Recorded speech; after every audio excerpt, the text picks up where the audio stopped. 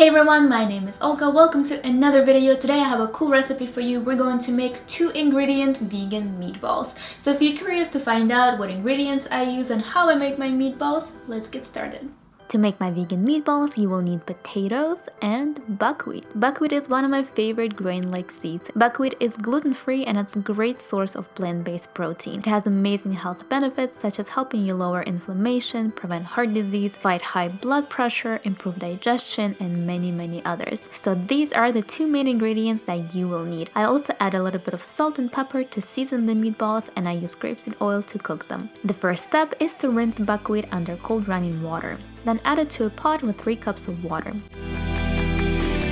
Bring to a boil and season with salt. Reduce the heat to low and simmer for 15 minutes or until all of the water evaporates. Meanwhile, peel the potatoes and grate them using a handheld grater. Choose the side that grates finely. You don't want to have large pieces of potatoes because they might not cook through. All done. As you can see, my potatoes turned a little bit pink. I actually researched about this. Apparently, it's nothing to worry about. It's just a chemical reaction after the potatoes are peeled. Next, you want to squeeze the grated potatoes to remove the juice. This will help to ensure that the meatballs do not fall apart. Once you squeeze them, place them into a bowl. By this time, our buckwheat should be ready. This is what it looks like when it's done. So just fluff it with a fork and add it to the potatoes. Season with salt and pepper. Then grab a potato masher and start mashing it. By the way, you can add other spices such as paprika, coriander, dry parsley, but I always eat these meatballs with tomato sauce, so I usually don't add more spices to them. As always, the exact measurements and directions for this recipe will be on my website at fablunch.com, so make sure to check them out there if you want to print or bookmark this recipe.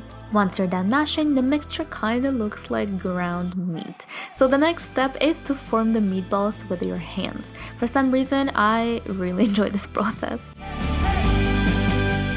So here are all of the meatballs that I made. Now I'm going to heat the grapeseed oil in a large skillet over medium heat. Then I'm adding all of the meatballs to it.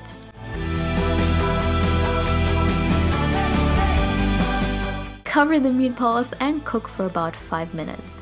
After, turn the meatballs and cook them on another side for another 5 minutes. Basically, you want to continue cooking them on each side 5 minutes at a time.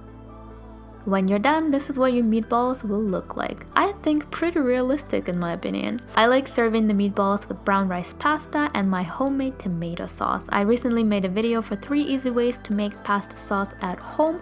If you haven't seen it, make sure to check it out. I'll have a link for you in the description. But how good does this look? I'm getting hungry just from editing this video.